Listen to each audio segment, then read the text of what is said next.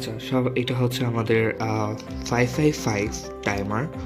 এটা একটি আইসি এবং সবার আগে আমরা এই আইসিটা হচ্ছে আমাদের এখানে বসাবো এবং আমরা একটা আইসি পিন সংখ্যা নির্ধারণের ক্ষেত্রে আমরা যদি ভালোভাবে খেয়াল করি, আমাদের এখানে একটা হোল টাইপের বা এখানে একটা বিন্দু টাইপের একটা জিনিস থাকে এবং ওইটা থেকে হচ্ছে আমাদের 1 নাম্বারটা কাউন্ট হয় ওইটার নিচ থেকে।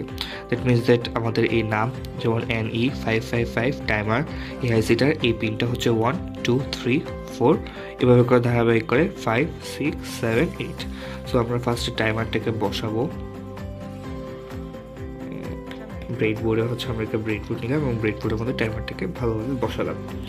হ্যাঁ, এরপর হচ্ছে আমি একটি আইসি ইউজ করব। এটা হচ্ছে ভোল্টেজ রেগুলেটর আইসি, 5 ভোল্টে কনভার্ট করে যে কোনো ভোল্টেজকে, এবং এটার নাম হচ্ছে 7805।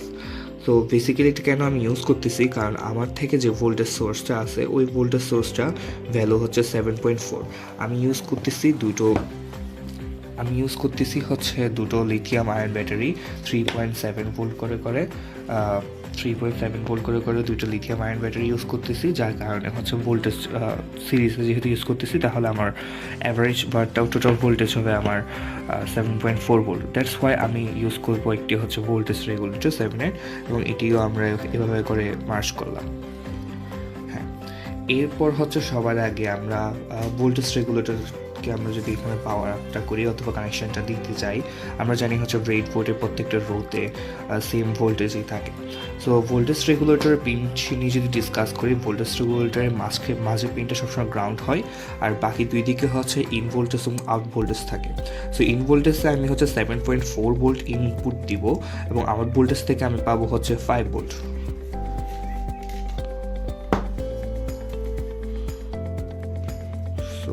কানেকশনটি দিব জাস্ট, অ্যান্ড আমি পাওয়ারটা রিলের মধ্যে দিয়ে দিব।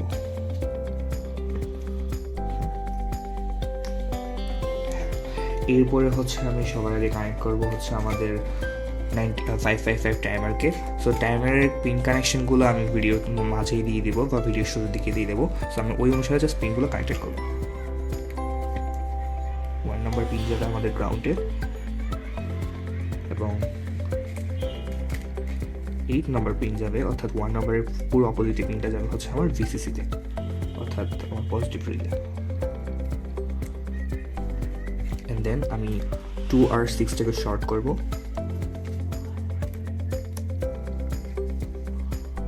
2R6টাকে আমি শর্ট করলাম 7 and 6। এরপর আমি 4 এবং 8টাকে শর্ট করব।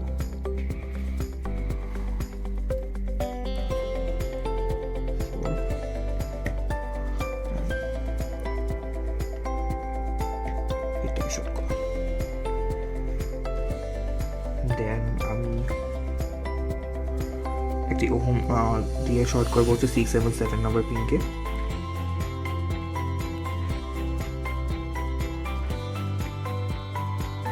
ওটা হচ্ছে 1 কিলো ওহম। দেন আমি লিখে দিব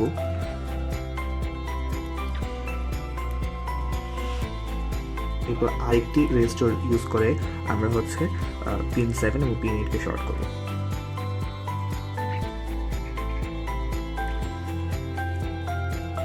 এরপর আমরা আল্ট্রাসনিক সেন্সর ইউজ করতেছিলাম, যে আল্ট্রাসনিক সেন্সর HCSR04 এবং এখানেও 4টি পিন রয়েছে, ভিসিসি, ট্রিগার, ইকো এবং গ্রাউন্ড।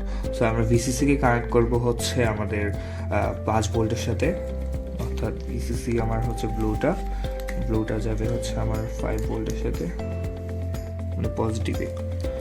অ্যান্ড আমার গ্রাউন্ডটা আমি কানেক্ট করব হচ্ছে আমার সেন্সরের গ্রাউন্ডের সাথে। গ্রাউন্ড হচ্ছে আউটারটা, সেন্সর গ্রাউন্ড মানে 1 নম্বর পিনের রিলে। অ্যান্ড আমার ট্রিগার পিনটা, অর্থাৎ আমার এখানে ট্রিগার কোন কালার, ট্রিগার হচ্ছে আমার আরেকটা হোয়াইট কালার, এটা ট্রিগার পিনটা কানেক্ট হবে 3 নম্বর পিনে।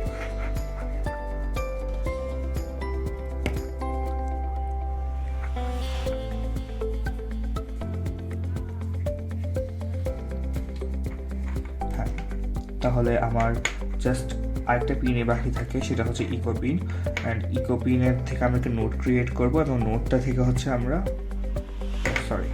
আমি ভুল দিয়ে ফেলেছি।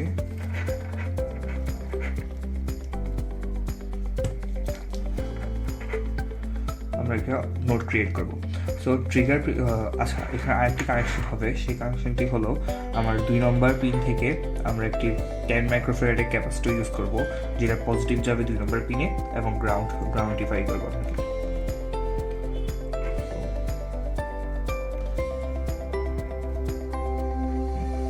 সো আমরা একটি রেজিস্টার ইউজ করবো একটি নোড ক্রিয়েট করার জন্য।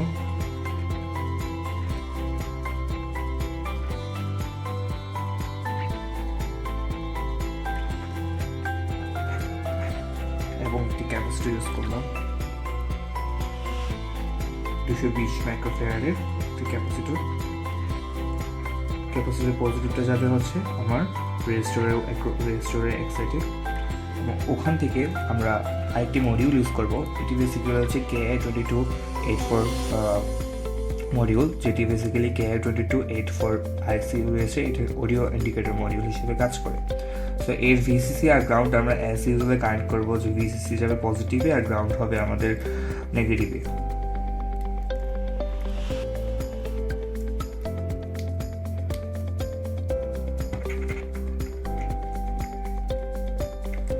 এটা আমার ইন্টিজার, আমার এখানে আরেকটি পিন থাকে ইন পিনটা হচ্ছে আমার এখানে কানেক্ট করতে হবে ক্যাপাসিটর পজিটিভে। এটি বেটার হয়, ক্যাপাসিটর ঠিক হয়েছে, এবং ক্যাপাসিটর নেগেটিভ থেকে আমি হচ্ছে নেগেটিভ পিনটা গ্রাউন্ডিফাই করব। So it is our basic circuit connection. আমি জাস্ট এখানে এখন আমার ভোল্টেজটি ইনপুট করব। ভোল্টেজের এখানে পজিটিভটা যাবে হচ্ছে এর ক্রসে আর নেগেটিভটা যাবে হচ্ছে এর ক্রসে।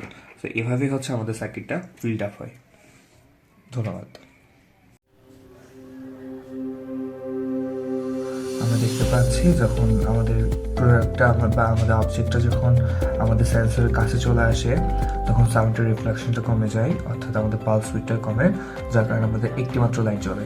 কিন্তু আমি যখন যতই জিনিসটাকে দূরে নেবো, অবজেক্টটাকে আমি দূরে নিয়ে যাব, ততই হচ্ছে আমাদের লাইটের সংখ্যা ব্লিম বৃদ্ধি করে, এবং আমি অবজেক্টটাকে সরিয়ে ফেললে লাইট ব্লিম আরও বেশি করে করবে। এটি আরও লাইটহীনভাবে, অর্থাৎ এখানে তো ভালভ চলতেছে, ভালভ অফ করলে আরও ভালোভাবে বোঝা যাবে। আমি একটু ভালভটা অফ করি। এখন আমি যদি খেয়াল করি তাহলে আমাদের প্রত্যেকটা লাইট জ্বলতেছে, দ্যাট মিনস আমাদের এখানে কোনো অবজেক্ট নেই। বাট আমি যখন একটা অবজেক্ট সামনে রাখবো, আমার একটা সিগন্যাল দেয় যে হচ্ছে আমার এখানে কোনো অবজেক্ট আছে, এবং আমি যতই আমি অবজেক্টটাকে সামনে আনবো সেন্সরের, আমার লাইটের ব্লিং ততই কমে যাবে, এবং শেষে আমরা দেখবো জাস্ট একটা মাত্র লাইট ব্লিং করে। So that's the project for now.